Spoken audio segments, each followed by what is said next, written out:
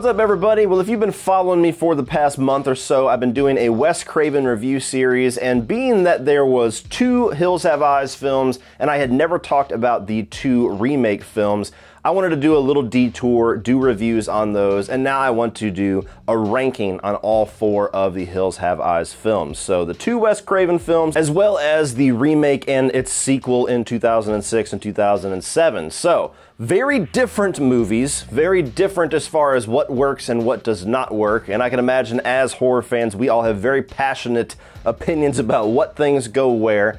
So, starting off at number 4, for me, the bottom of the barrel, and what so far is inevitable to be the bottom of the barrel in my eventual Wes Craven ranking, that is The Hills Have Eyes Part 2.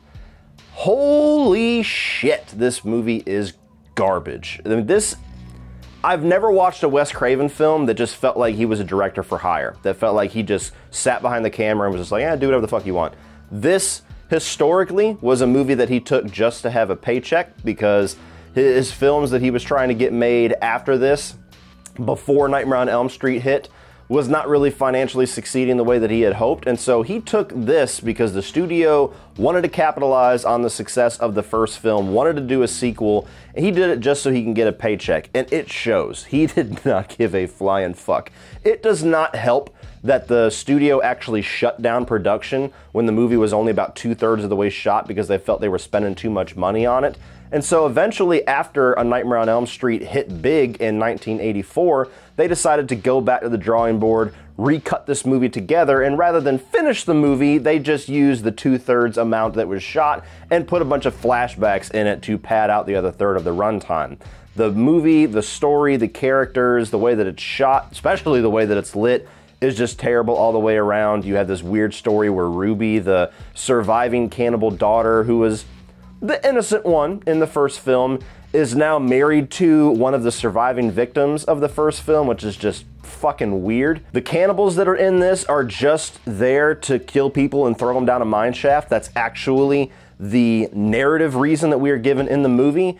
And the only bit of storyline that you are even somewhat invested in this is that what's it gonna be like when Ruby has to take them down in the final act? Well, you don't get to find out, because she literally just gets knocked onto a rock and she fucking dies in possibly the most unceremonious way I have ever seen a character get killed in a horror film. You don't even realize she's dead until the credits roll and you're like, holy shit, she never came back. So nonetheless, it's no question whatsoever why I've never heard anybody talk about this movie before, because there's not really anything to say about it. It is an absolute garbage motion picture. Number 3 is going to be The Hills Have Eyes 2 from 2007. Now, this makes a lot of the same mistakes as the movie I just talked about, but it is more watchable than that film. They wanted to capitalize on the success that they had with The Hills Have Eyes, so they fast-tracked a sequel. This came out just a year later, had no narrative through line from the first film, no returning characters, no returning cannibals, none of that. They threw together this whole concept about this Army unit, this National Guard unit gets sent out to this area in the desert where all these cannibals live, and you essentially just watch a slasher film from then on out. But none of the characters, especially on the National Guard side, are really that interesting. None of the cannibals are really all that interesting. They don't get any kind of a narrative focus or anything to do something different that we haven't seen from the first film.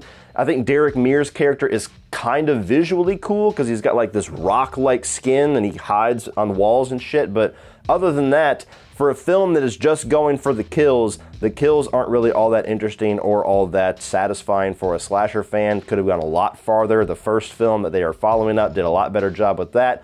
And they add in this whole icky story element about the motivation for the cannibals in this film is to kidnap women for breeding. And so there's quite a few sequences in this movie where if you're sensitive at all to sexual assault, it's not going to be for you. Coming in at number 2 is going to be the original The Hills Have Eyes. Now, I actually did like this quite a bit. It's not necessarily a movie that I would rewatch all that often, but for a movie in the 70s, I think it holds up pretty well, and I certainly understand why it made a splash back in the 70s. It's a really eerie concept. It's a really dark and twisted execution of said concept. I think that the way the movie really is bold with killing off half the family within like one sequence is pretty intense.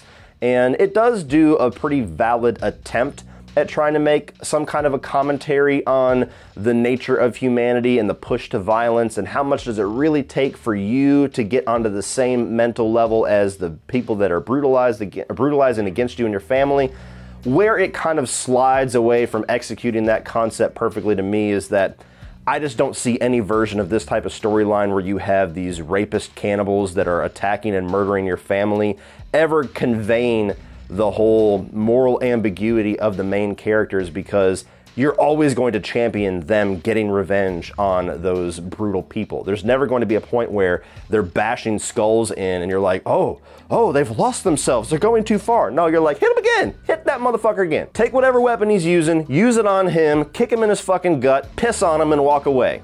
And then come back and piss on him again later. So it is one of Craven's earlier films that I do think is worth checking out for fans. It is something that I do think mostly holds up. I just wish he would have executed that whole underlying moral quandary that he was trying to get through a little bit better. But for me, the best of the bunch is actually the 2006 remake, which I used to not really be all that fond of. I don't know why. It was a movie that I saw when it first came out. I think I've watched it once since then, and it just never really landed for me. I thought it was fine, but I think because of the brutality of the story, it just wasn't necessarily a story I like to revisit. And that hasn't necessarily changed. This isn't going to be one that I'm grabbing from my shelves very often, but I did think that it had a lot more merit to it now that I had watched the original that it was trying to reboot and it was trying to bring into a modern day. And so there's some aspects that this remake does, the jobs of a remake, which is where you take an original property and you try to modernize it in some way, or maybe even explore something that wasn't there, that I think is very interesting. There's much less of a cannibalistic human side to the villains in this, and they are very much these deformed monsters. So very different stylistically here. I don't necessarily prefer that, but it is something that is very intense in the movie. The gore is cranked up to fucking 12 in this. I mean, there is just body parts all over the place. The sequence where you get the brutality and the sexual assault and the murder of about half of these family members, I think is way more intense and way more effective in this movie. And I actually far prefer the third act of this film to the original. I think Doug is just a more likable character. It doesn't help that Aaron Stanford is the person that's portraying him as an actor I really like.